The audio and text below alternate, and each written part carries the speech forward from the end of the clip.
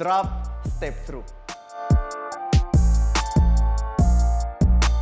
Nung mga nakaraan guys, pinag-aralan natin ang drop. Tinuro ko yan kay Gab, tinuturo ko yan sa lahat ng mga estudyante natin dahil yun ang pinaka-simpleng footwork na pwede nyo magawa in a game at I believe na ginagawa nyo na yun unconsciously, pero kapag inaral nyo siya, ang dami pala niyang details. So guys, ngayon pag-aaralan natin ang details ng drop step through. So basically, this is the drop. The usual na ginagawa natin, what we will do is we will just step this forward, yung paa sa likod. So what we want is dun sa drop, mabigyan natin ng movement, hindi basta drop forward. We want movement sideways. So kung dito ka pupunta ng unang drop mo, you want to move shoulders, hips, katawan mo papunta doon.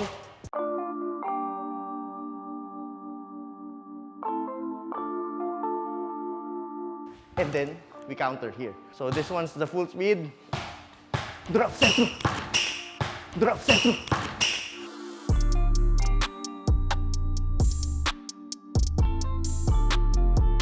Drop step through. All right, this move is very effective.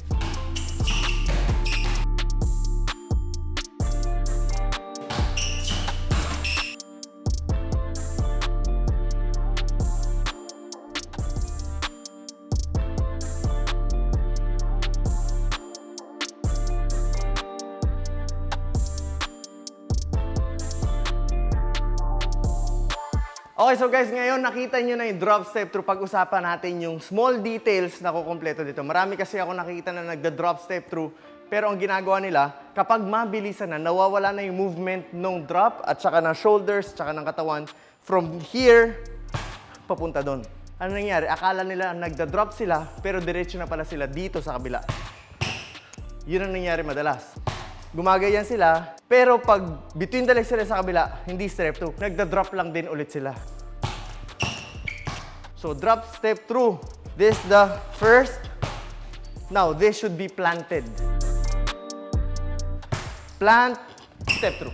Pag umangat to, hindi yan magbibigay ng enough movement from side to side.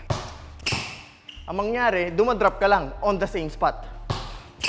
Yan ang madalas nangyayari or mistakes dito sa drop step. Ito, itsura.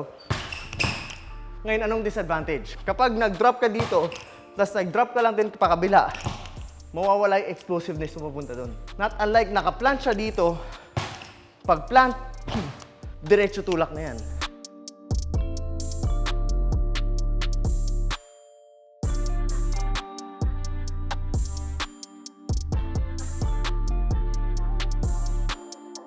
Pag step through nito, boom!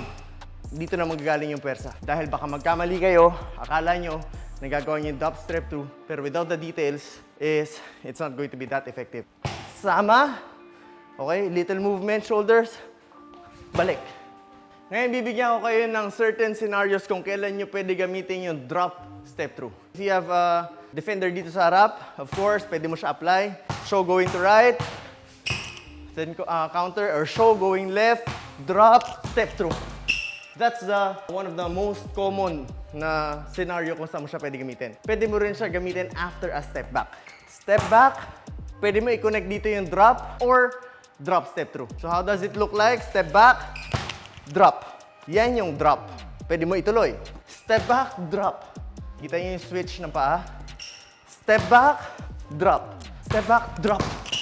Paano naman pag drop, step through? Just the same. Step back, drop, step through. This one is very effective, guys. Detalye. Step back, drop, step through. Step back, drop, step through.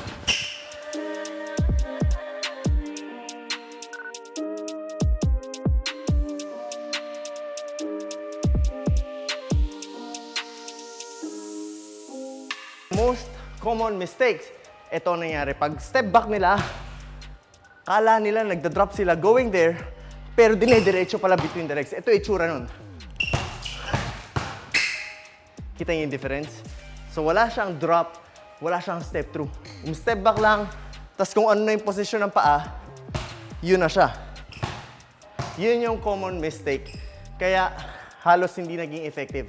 Though sometimes it works, syempre, hindi naman laging pare-pares yung resulta. Pero if you want to be want it to be more effective, pag step back mo, kailangan mabigyan mo muna siya ng hint that you will go there. Which is this one. Ito yun. Without this one, pag diniretso mo yan, gusto niyo sample? Tawagin ko editor ko. Patrick.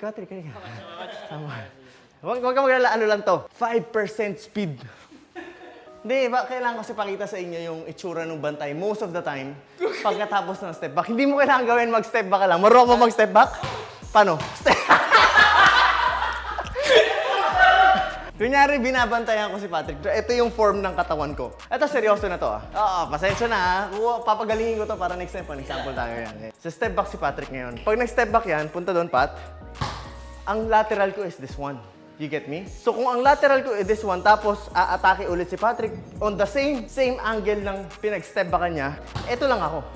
You get me? One more. Para mas makita nyo. Pag atras si Pat, sunod ako. Oh. So yung lateral ng bantay mo, guys, will be so much easier for him kasi ito lang yung igagalaw niya. 1, 2. 1, 2. What we want to happen is, pag step back mo, pag angat mo, is ma-open up mo siya dun sa kabilang side. This one. So para mangyari yun, hindi, try natin. Okay. Paano ka dumipensa? Jaworski. Yan! Nakakatakot. So pag step back ko, susunod ka.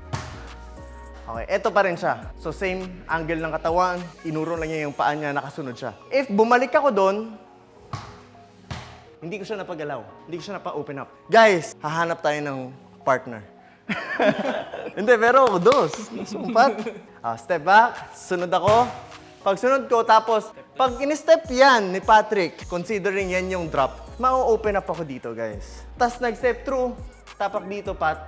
Yan, diretso dun. Mas malaking chances na maiwan niyo siya. So, again, those are the details. And what are the mistakes na kailangan nyong i-eliminate or kailangan nyong hindi gawin pag nag-ensayo kayo. Specifically with the drop, step through, at step back. Step back. Pag shinortcut niyan, it won't be that effective. Step back, marami na ako nakitang nagtuturo or tinuturuan na in the end, hindi nakita yung detalye. Ang nangyari, sa slow-mo, nagagawa. Pag binilisan, nawawala to. Ang nangyari, diretso, ito na lang siya. Okay, sometimes it works, pero what we want is, syempre, ano yung maximum results? Yung mas maging effective siya most of the time. So don't forget this one. Step back. Etong drop is very important. Drop, it shows that you will attack the other side. It will open up. Yung lateral ng defender, pag open,